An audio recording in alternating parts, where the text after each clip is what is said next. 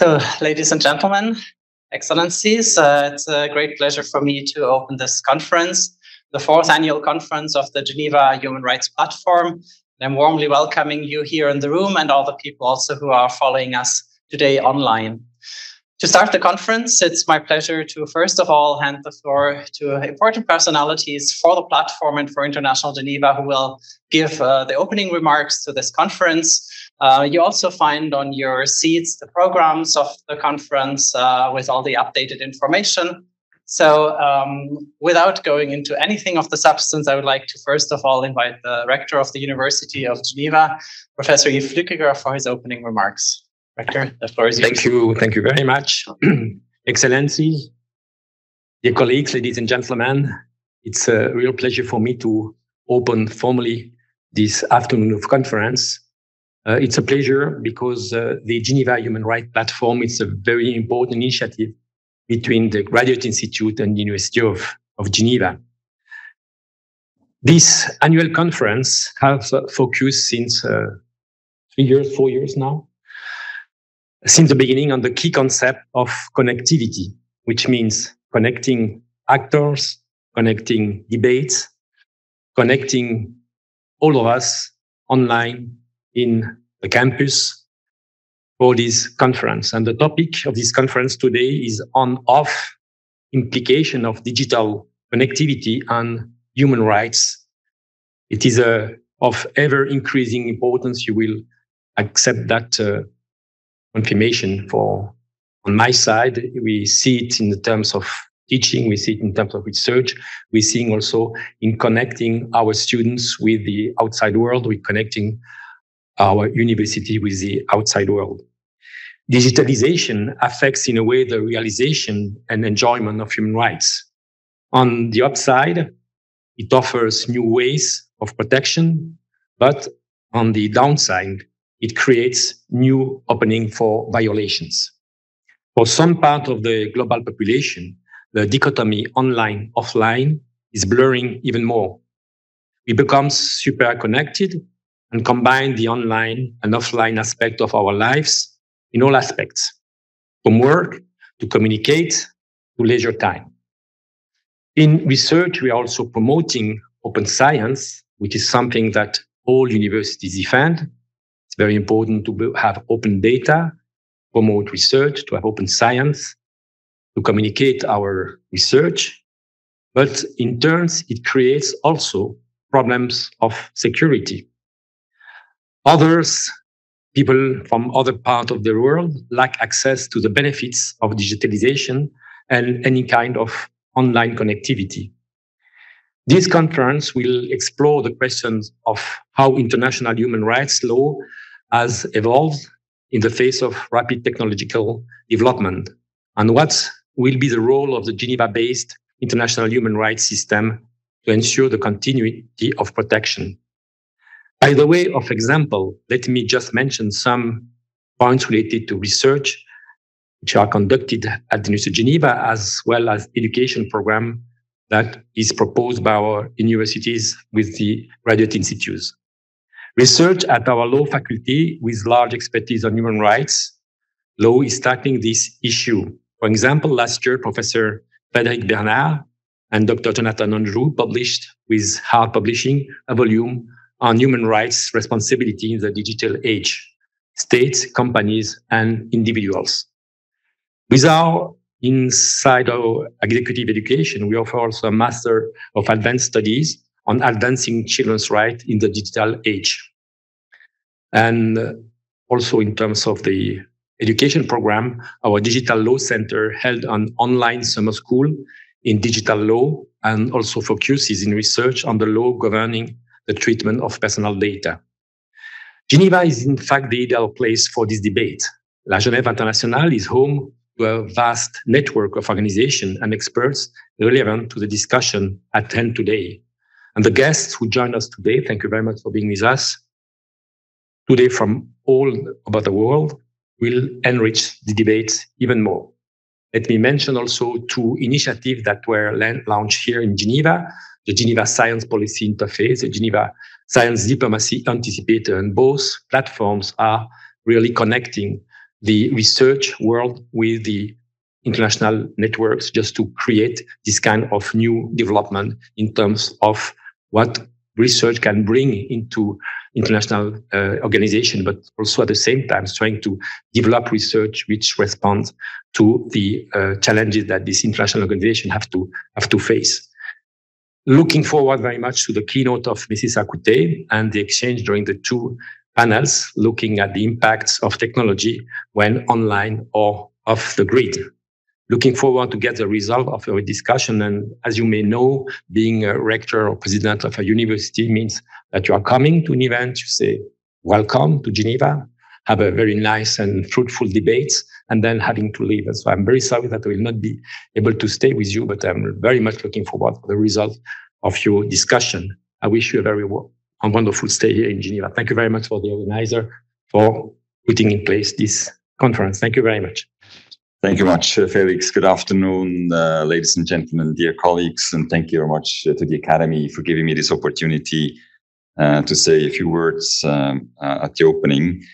Dear colleagues, we all are aware that human rights are equally valid in both the physical and the digital worlds, and that they apply without geographical restriction, both online and offline. This is the clear position of Switzerland, as we expressed it, for instance, in our digital foreign policy strategy for the years 2020 to 2024. However, the lines between the physical and the digital world are increasingly blurred. The universality of human rights takes a new meaning in the new dimension brought by the fourth industrial revolution. If the actual and potential benefits of digital connectivity are limitless, so are the risks for human rights and the need for increased vigilance to protect them. AI systems and tools facilitate arbitrary or unlawful surveillance and censorship practices in violation of international human rights law. The application of AI systems towards repressive and authoritarian purposes can enable and scale human rights violations and abuses. The enjoyment and protection of traditional rights, such as freedom of expression, freedom of assembly, the right to privacy and non-discrimination, have new implications in the digital world. The internet is a catalyst for the enjoyment of human rights, and internet access is widely regarded as a new human right implicit in Article 19 of the ICCPR. In order to promote an open and secure digital space where human rights are respected, and to contribute to the elaboration of new solutions with all actors concerned, that includes governments, the private sector, civil society, and obviously academia, the Swiss government has supported the BTEC project, which was developed and is being implemented by UN Human Rights in collaboration with the Geneva Academy. The BTEC project provides authoritative guidance and resources for the implementation of the United Nations Guiding Principles on Business and Human Rights, the UNGPs, in the new technology space. It is a priority in view of the implementation of the United Nations Secretary General's roadmap on digital cooperation, and it will contribute to the Global Digital Compact, which is expected to be agreed at the Summit of the Future in September of 2024. In line with the UNGP's protect, respect, and remedy pillars, the BTEC project addresses the main challenges to human rights in the business models of tech companies, and it explores regulatory and policy responses. The project and its practical implications are being discussed among the tech companies community of practice set up by BTEC. It is complementary to the multilateral engagement that we already see in places like the Human Rights Council, the Council of Europe, UNESCO, and OECD to protect human rights in the digital age. Let me say just a few words on the topics of today's conference that are at the center of these efforts. On surveillance, interception, and data collection. Without robust regulation, surveillance technology can rapidly facilitate human rights abuse. Individuals must be protected from online harms and violations of privacy, including through the arbitrary and unlawful deployment of surveillance technology. On the digital gap and digital distributions, technical solutions alone will not bridge digital divides and mend inequalities in access to and use of digital technologies. Digital inclusion rests on meaningful connectivity and access, digital literacy, and ensuring that all users are empowered to navigate the online ecosystem without restrictive censorship, internet disruptions, and shutdowns. Current events, for instance, in Iran show that government-ordered internet shutdowns to suppress protests violate the right to freedom of expression and peaceful assembly, restrict access to information, and disrupt increasingly digitalized societies. Switzerland supports Access Now's campaign, Keep It On, that's the name of the campaign, aimed at defending digital rights by preventing internet disruptions through strategic preventive action, particularly in times of elections. It also actively contributes to the Freedom Online Coalition, the coalition's task force in particular, or internet shutdowns. So with this few introductory remarks, I very much look forward to the keynote speech, the report of this morning's sessions, and I wish you a great continuation. Thank you very much for this opportunity. Thank you. Excellencies, Mr. Rector, ladies and gentlemen, distinguished speakers and participants, welcome to this annual conference of the Geneva Human Rights Platform. First of all, I would like to thank the Rector of the University of Geneva, Professor Yves Flückiger, and Mr. Ambassador Jürg Lauber, for being with us today and for having so aptly introduced this annual conference. I also would like to acknowledge the presence of the Director of the Directorate for International Affairs of the Canton of Geneva, Ms. Beatrice Ferrari, who will deliver the closing remarks of this conference. Thank you also to the numerous partners of this conference and to my collaborators, Mr. Felix Kirchmeier, Executive Director of the Geneva Human Rights Platform, and the GHRP team, for the acronyms, those of you who like them, and the GHRP team who worked very hard and with a lot of passion to conceptualize, organize this event, and bring together important stakeholders and renowned experts here at Campus Biotech and online for this hybrid event. As the director of the Geneva Academy, I have to say that it is a great pleasure to be part of this opening panel of this fourth annual conference of the Geneva Human Rights Platform. The previous editions constituted important highlights in the life of the Geneva Academy, of which the Geneva Human Rights Platform is part.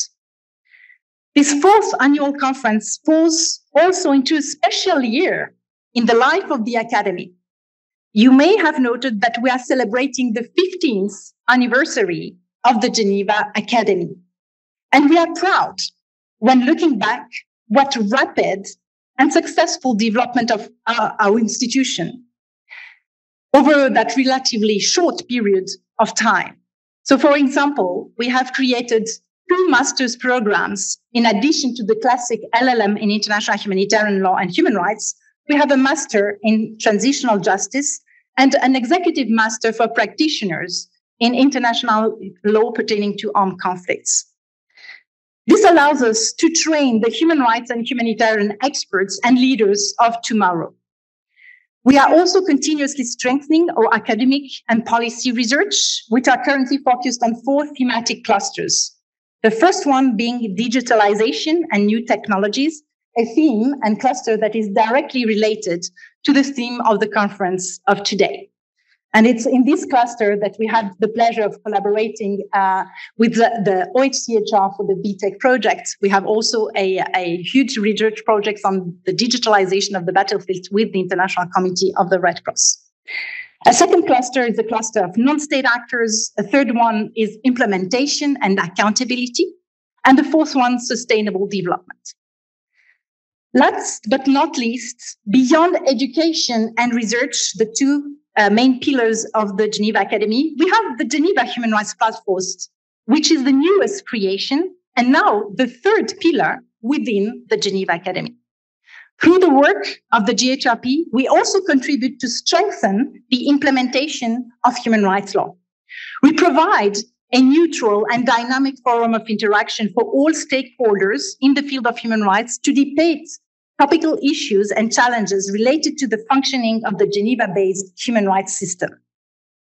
Relying on academic research and findings, the GHRP works to enable various actors to be better connected, break silos, and hence advance human rights. The annual conferences of the GHRP are thus always an important moment for us, as it gives us an opportunity to connect around the theme of common interest. You will note that the first edition of the GHRP annual conference was about the connectivity between human rights mechanisms, especially within the UN human rights system.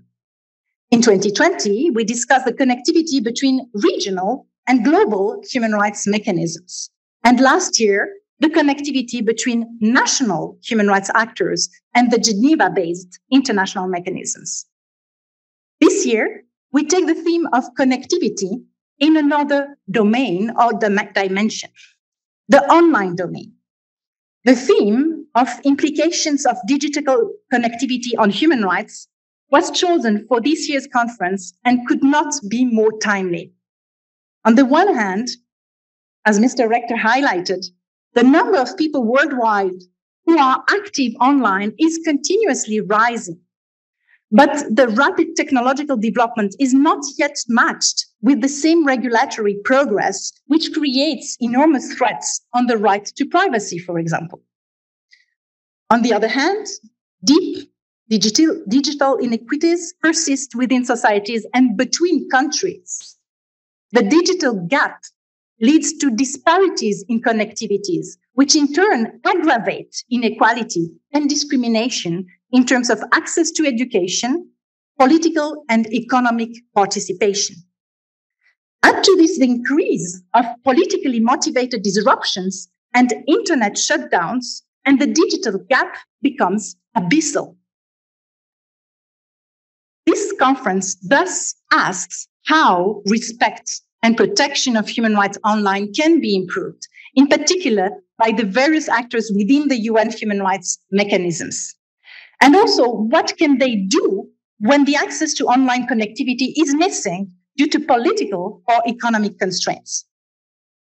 Let me focus now on one of the core aspects of this conference. I mean, the question how human rights mechanisms can contribute to improve the protection and promotion of human rights in the digital sphere.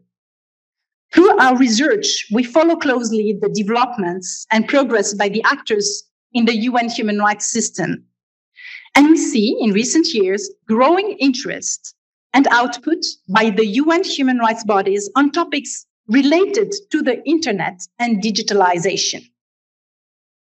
Already in 2010, the then UN Special Rapporteur on Freedom of Opinion and Expression, Frank Larue, pointed out how the internet and intermediary platforms had transformed individuals from passive recipients to active publishers of information.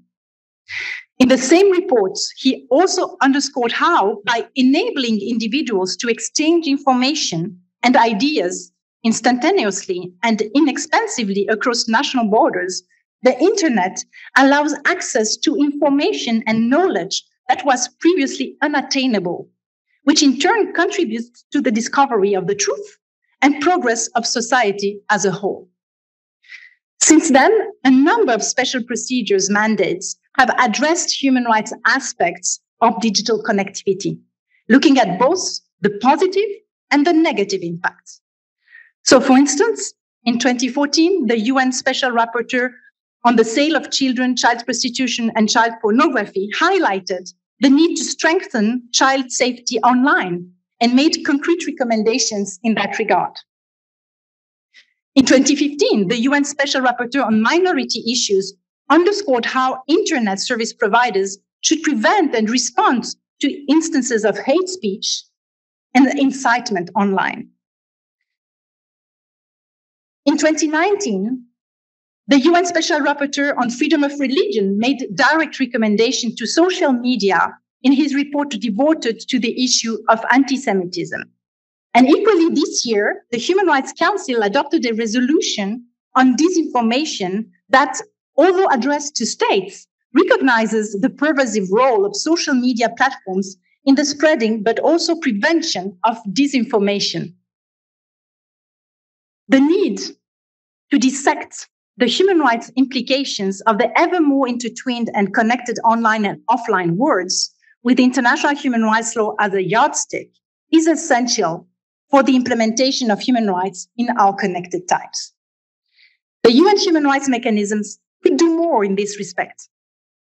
While all the examples cited above are very important, I see one step still missing regarding the output by the UN human rights system.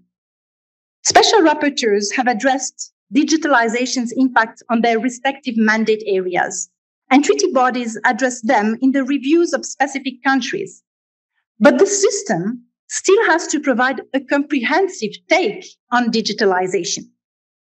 The Geneva Human Rights Platform stands ready to support deliberations in this regard in order to ensure a coherent and comprehensive approach to opportunities and challenges of digitalization in the human rights arena.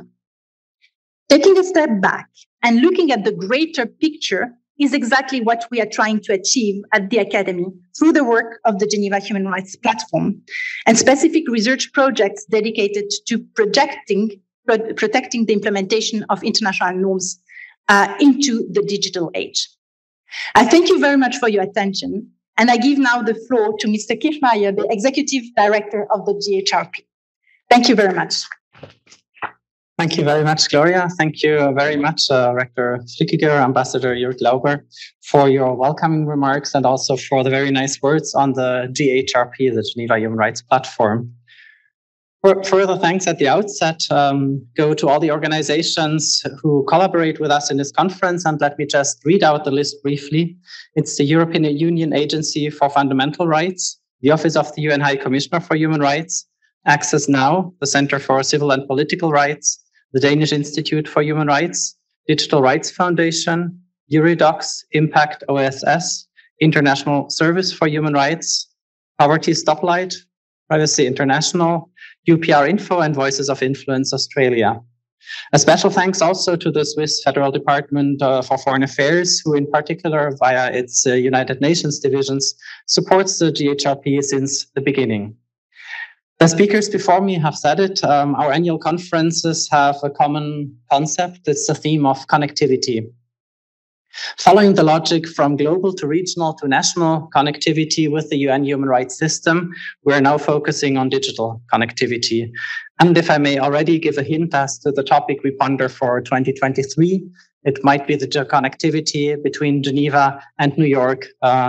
It's a subject very topical and very eternal for diplomats. And of course, I think when we look at it with the High Commissioner who is just coming from New York to Geneva, with Switzerland being then a non-permanent member of the Security Council, I'm sure there will also be a lot to discuss. Now, let me turn to the program for today. The topic, as mentioned, is on-off implications of digital connectivity of human rights, and we are also breaking those debates into an on panel and an off panel. But the start of the conference will be also hearing from Teki, Akuetteh, Director of the Africa Digital Rights Hub, setting the tone for the discussions. Next, we will hear a short recapitulation from the deliberations of this morning's expert roundtable by Lisa Reinsberg, who is a board member of HURIDOCS, one of the partners in this conference, who will tell us more about a positive use of new technologies in the area of human rights, demystifying digital human rights tracking tools for us. We will then immediately move to panel one, so the human rights implications of digital connectivity for surveillance, interception, and data collection, with a panel of Nigat Dutt, Yuval Shani, and Peggy Hicks, who will help me shed light on the role of human rights mechanisms in the digital age. We'll have a well-deserved coffee break, and then the panel that looks at the off dimensions. It was also mentioned already by the introductory remarks. So Milun Qatari will moderate a panel with Santiago Fiorio, Felicia Antonio, Tim Engelhardt, and Florence Tsimbiri-Jaoko to look both at those aspects of lack of access, be it due to political decisions or also to economic discrimination, internet shutdowns, and the digital gap. And in closing the conference, you'll be given more food for thought also, again, for the ensuing cocktail, with a discussion that I'll have also with Beatrice Ferrari, who will look at the takeaway points from this conference in terms of action by human rights mechanisms, and in particular about the importance of the topic and the recommendations that we will have for International Geneva.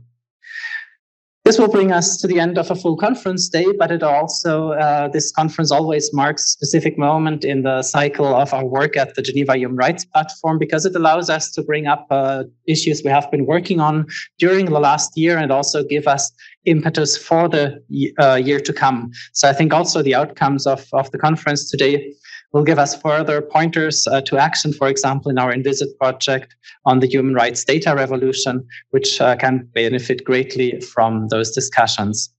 Now, wishing us an excellent afternoon. I'm very happy to hand over to Teki for the keynote, and Teki Akuetteh, if I can introduce you also from here directly, is the founder and executive director at the Africa Digital Rights Hub, was also first executive director of the Data Protection Commission of Ghana, and is a senior partner at Nisia and Akuetteh and Company, a law firm based in Accra, Ghana, that specializes in information technology and telecommunication law in Africa. So Teki, thank you very much for joining us here, and the floor is yours.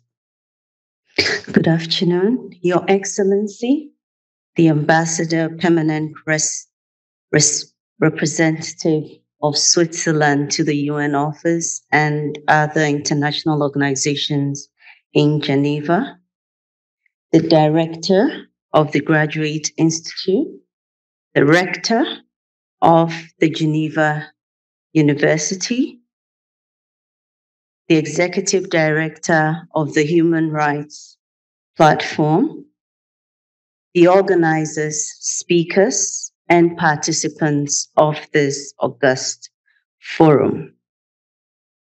It is with profound humility that I stand before you today.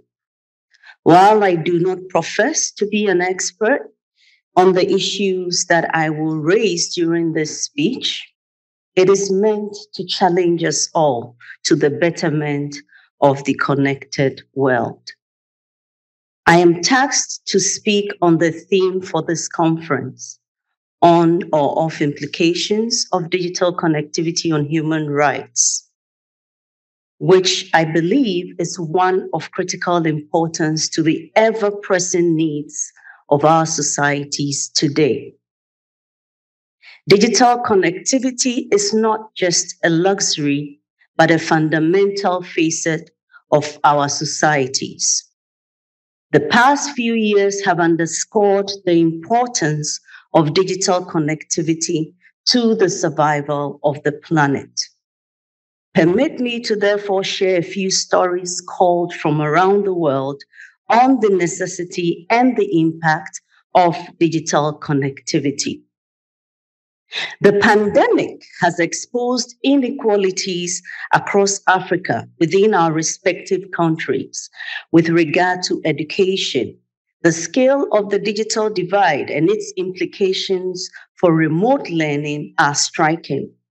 According to the 2021 Ibrahim Forum report, 89% of learners in sub-Saharan Africa do not have access to household computers. 82% lack internet access, and at least 20 million live in areas not covered by a mobile network. Furthermore, the wider gender disparities in the ownership and access to digital devices have also limited technology's role in providing solutions, leaving many girls behind. This is a statement from the Mo Ibrahim Foundation News, published in 2021 September, on navigating the digital divide in Africa's classrooms. In April 2021, the New York Times' Shira Ovide, writing on the outcomes of the impact of the pandemic on big tech, stated, in the last year, the 5 tech powers, Amazon, Apple, Google, Microsoft, and Facebook had a combined revenue of more than $1.2 trillion. As I wrote for the Times on Thursday, it was a strange and amazing year for big tech. I can't believe it. But some of the companies are growing faster and are more profitable than they have been in years. The pandemic has made the big tech giants and their bosses unfathomably rich. I am an Ewe from the Volta region of Ghana, but my nursing profession brought me here. During registration for both the voter and national ID, the registration officers I met at 2 different registration centers, all doubted my presence here in Ghana. They said, what shows that I am an Ewe from Ghana and not from Togo? They said, I had to explain everything about me and finally show them my nursing staff ID before they continued to register and give me a national ID. My name, either the Sani or Al Hassan, is also found in communities just across the river, and this was across a border in Ghana. Because of that, when I was registering for my voter and national ID card, it took me a long time and many questions from the registration man if I was not from Burkina Faso. I gave them my birth certificate at the center, but they still asked me several questions if I am truly a Ghanaian. These are the stories of Bologno and Al Hassan, a 26-year-old and 24-year-old man and woman, respectively, from Ghana during a focus group discussion with the Africa Digital Rights Hub to assess IDs by people living in border towns. Interestingly, these IDs, by recent government directive, are mandated to access SIM cards and connectivity that enables them to fully engage in the digital society. The benefits and impacts of digital connectivity is glaringly seen across the world today. The increased economic growth and benefits, the reduction in poverty, the access to healthcare and education, the access to information, the strengthening of democratic values and principles, the upholding of human rights, the transparency and exposure of societal ills and human rights violations can be felt in Africa, the Americas, Antarctica, Asia, Australia, and Europe.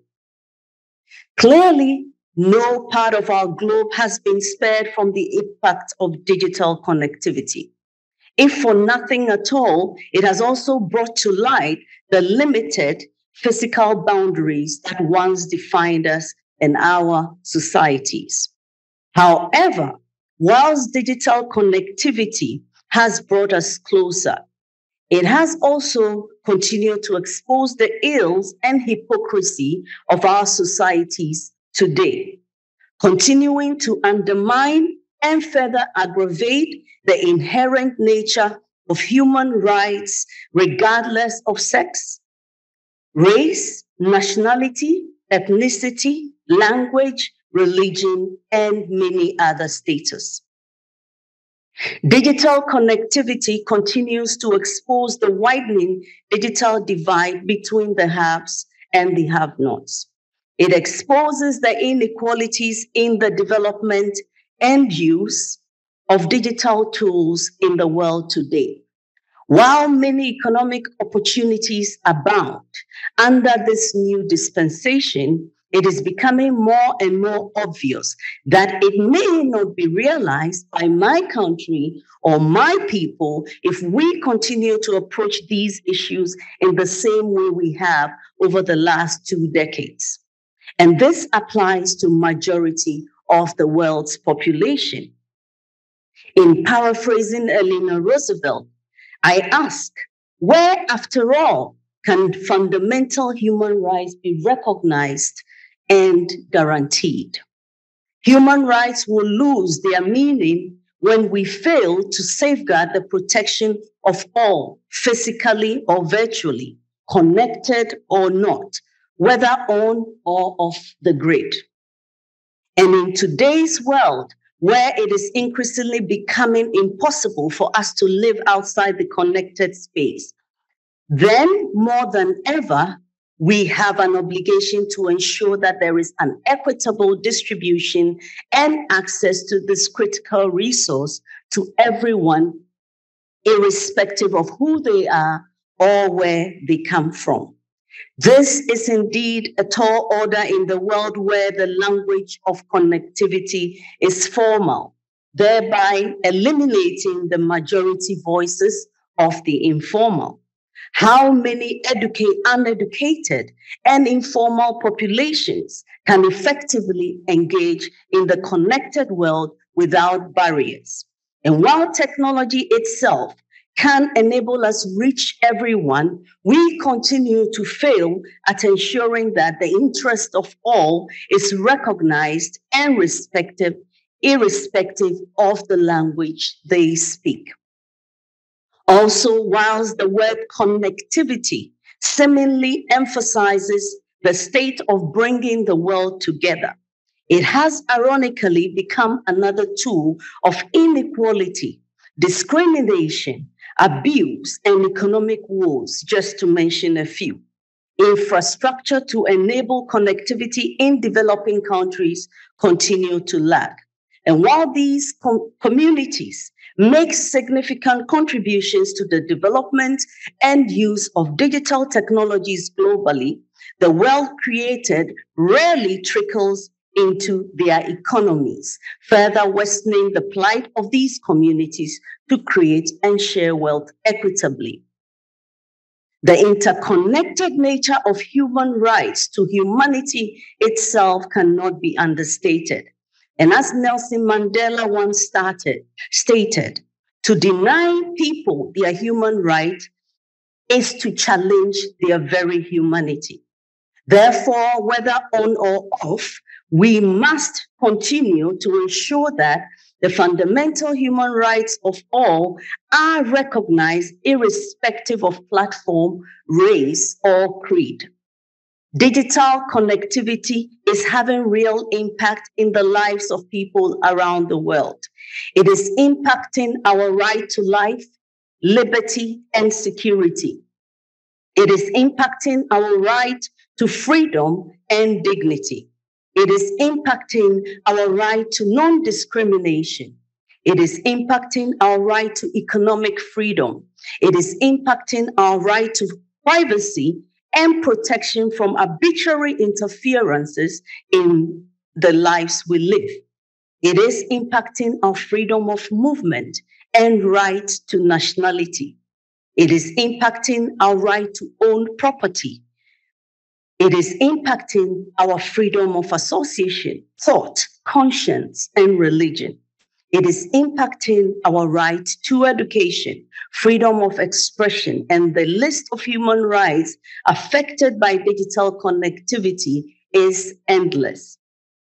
Today, it is difficult to mention any fundamental right and not identify how it has been positively or negatively been affected by digital connectivity.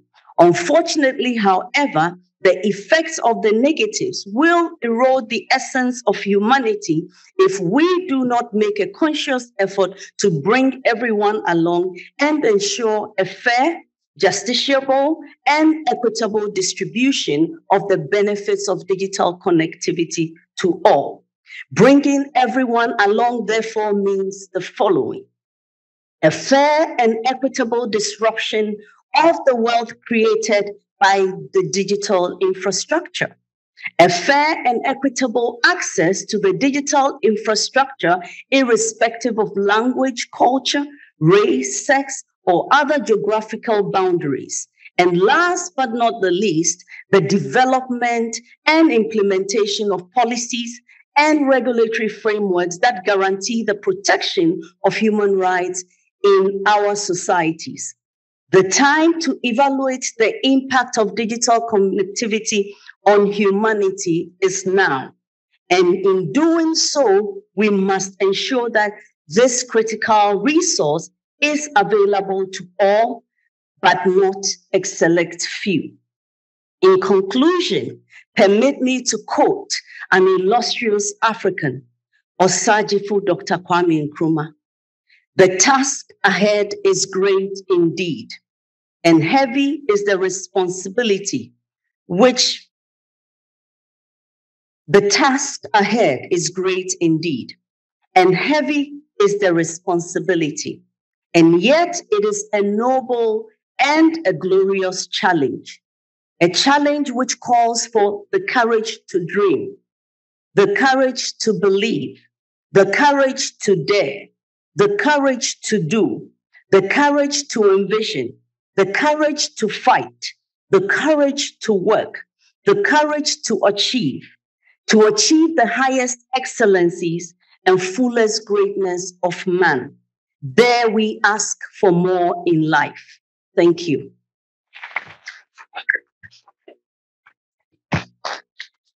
Thank you very much, Teki, thank you for this inspiring keynote and for the encouragement on which you just ended with your quote. Sorry, and with this, I would like to also invite Lisa Reinsberg to join us here, because I think also what we discussed in the morning is also something, a positive use of technology, something that requires courage, that requires a lot of technical knowledge also. And so I'm very happy that Lisa will enlighten us a little bit about what was discussed this morning. Lisa is the executive director of the International Justice Resource Center, an organization she founded with the goal of making human rights protection more accessible and transparent for advocates and victims, and also member of the board of HURIDOCS. So Lisa, please let us know, what was the discussion this morning? Thank you so much, Felix, and thank you to Domenico and Stefania, and to everyone at the platform for bringing us all together. I have the task of synthesizing about 4 hours of conversations and presentations that involved the showcasing of 15 different tools that are digital tools, allowing in different ways more access to human rights information, in tracking the implementation of human rights recommendations, in understanding human rights law and standards. So I'll say a little bit about kind of, I think, where that conversation fits in this broader discussion, and then give you a bit of a recap of some of the challenges and the optimism maybe that we came away with. So first, just to underscore that this is all a relatively new realm. It was in the late 1990s that we had the first websites of various human rights bodies at the regional and the UN level. And then it wasn't until 2010 or so that we saw some of the first civil society tools targeted at improving and expanding access to human rights information. An early example, which I'm glad to talk about with my HURIDOCS board member hat on, is the African Case Law Analyzer, which took decisions from the African human rights bodies, put them online, and made them searchable for users in a way that wasn't previously possible. And it's only in the last 5 years or so that we see an even greater proliferation and interest in these kinds of tools for various purposes. And they've become much more sophisticated. And we heard about 15 of those today. Examples include the CIMORE databases used by the Inter-American Commission and by various governments to track resolutions coming out of, in case of the Inter-American Commission, the Commission itself, or for the government levels, recommendations coming from the UN and regional systems as well. There are many examples, but another is the Girls' Rights Platform from Plan International, which allows kind of this deeper dive and analysis of information related to their areas of work and expertise. And these databases are all important, I think, for two key reasons. The first is that if we don't know what the standards are, what the law is, or what the recommendations are, then we don't understand what obligations states have, what rights individuals have. And that, of course, poses some serious problems for civil society, for individuals, for governments, and for human rights oversight bodies themselves. And second, if we can't identify the status of implementation or compliance with those norms, then we cannot meaningfully or consistently understand where action is needed, where or how people are being left behind, and where to concentrate our efforts. And of course, that poses its own set of problems.